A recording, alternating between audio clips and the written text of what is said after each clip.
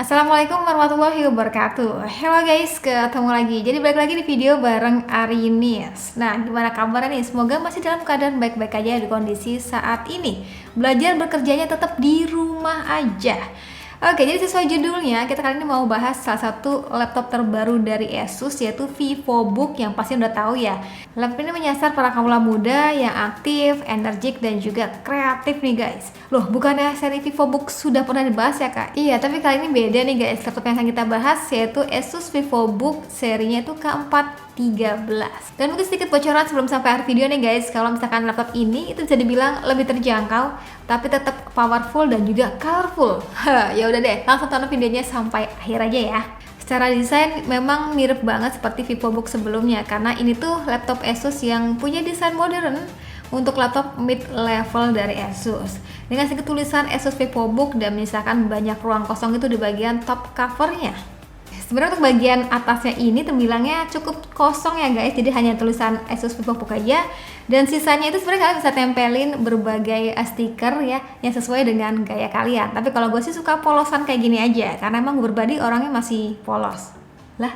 Untuk varian warnanya K413 ini terasa lebih kalem ya, jadi tersedia 3 varian warna gitu. Ada hard gold, ada juga transparent silver, dan juga indie black. Nah, yang gue pegang ini dengan varian warna indie black ya. Oh ya, kalian dulu masih ingat nggak sih, gue tuh sempet bahas juga VivoBook A412 yang pada saat itu gue bilang laptopnya tuh benar-benar tipis. Dan kali ini lebih tipis lagi guys. Iya, jadi memang VivoBook Ultra K413 ini bisa dibilang lebih tipis, ketebalannya tuh hanya 17,9 mm aja, dan sedangkan untuk bobotnya itu hanya 1,4 kg aja. Compact banget kan, dan looksnya pun terasa premium berkat metal body cover yang berfinishing matte. Jadi semisal diajak move on dari tempat satu ke tempat belajar ataupun tempat meeting lainnya, itu berasanya sih nggak beban ya, karena laptopnya terbilangnya enteng dan juga cakep. Oh ya, untuk membuka laptop ini seringnya tuh gue dengan menggunakan dua tangan ya guys, jadi seperti ini. Karena kalau misalkan dengan satu tangan aja, itu kadang bagian bawahnya akan ikut keangkat. Ini mungkin juga karena bobotnya terbilangnya ringan ya.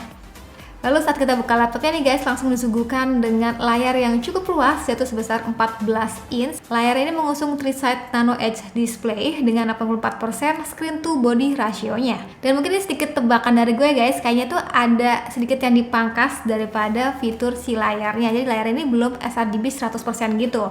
Yang mana kan kalau sebelumnya itu sudah sRGB 100%. Tapi untungnya sudah Full HD nih guys untuk bagian resolusinya. Ya otomatis dengan resolusi layar yang sudah Full HD, pastinya sudah enak dipandang ya.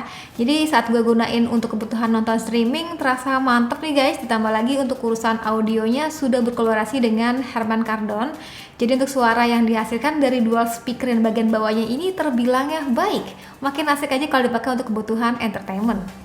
Walau laptop ini imut, kalau untuk kebutuhan keyboardnya nggak ada masalah ya, terasa nyaman saat gue pakai untuk kebutuhan ngetik script. Dan nggak lupa untuk bagian keyboard ini sudah lengkapi dengan 3 tingkatan LED backlit yang bakal berguna semisal ngetik di kondisi minim cahaya nih. Oh yang menarik juga di bagian enternya ini ada list menyala gitu ya guys, jadi terasanya simple tapi tetap keren.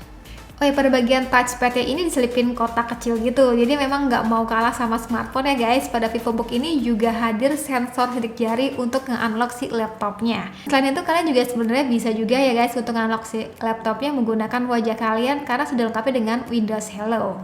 Untuk performanya sendiri, VivoBook Ultra 14 ini banyak serinya ya guys, dari mulai i3, i5 hingga i7.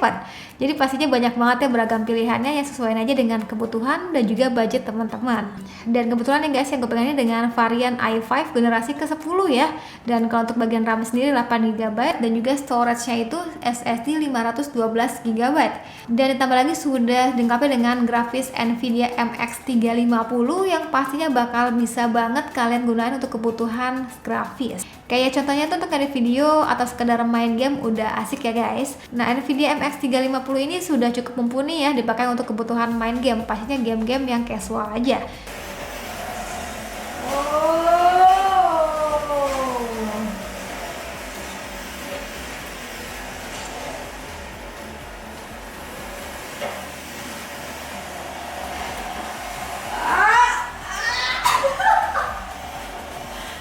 Sedangkan untuk suhunya sendiri terbilangnya masih terjaga ya, dan bagian bawahnya ini nggak lagi pakai sistem ergolit design, tapi disematkan tonjolan kecil gitu sebagai sirkulasi udara juga nih nantinya. Untuk bagian portnya sendiri terbilangnya cukup lengkap ya guys, lengkapnya dengan HDMI, USB, USB Type-C, dan juga adanya port jack audio.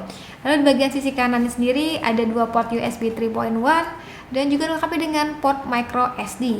Jadi pastinya bagi kalian yang pengen pindahin data dari micro SD card smartphone kalian ke laptop ini tuh dengan mudah ya guys, tinggal colok aja langsung terdetek nih ya. Tapi beda cerita kalau misalkan kayak kebutuhannya kayak gue gini, kayak pindahin data dari SD card kamera ini ke sini, ke laptop ya, itu tetap membutuhkan konverter tambahan. Oke guys, jadi mungkin segitu aja untuk video kali ini ya. Bisa dibilang ini video yang singkat banget ya, karena tadi beberapa hal yang gue temuin, hal menarik ya selama pemakaian 2 hari kemarin. Jadi bisa dibilang ini adalah Asus VivoBook versi budget. Jadi dengan budget bisa dibilang cukup terjangkau, tapi tetap dapetin build quality yang baik dan juga performa yang powerful nih guys. Jadi mulai dari harganya itu 8,6 jutaan untuk yang i3, bisa sesuaikan aja dengan kebutuhan dan juga budget teman-teman. Ya udah, sekian dari gue, terima kasih teman-teman sampai video. Jangan lupa like videonya, jangan lupa juga subscribe juga channel dan tulis kolom komentar pendapat kalian tentang Asus VivoBook Ultra K413 ini tuh kayak gimana. Sekian dari gue lagi dan saatnya bilang see you, bye bye.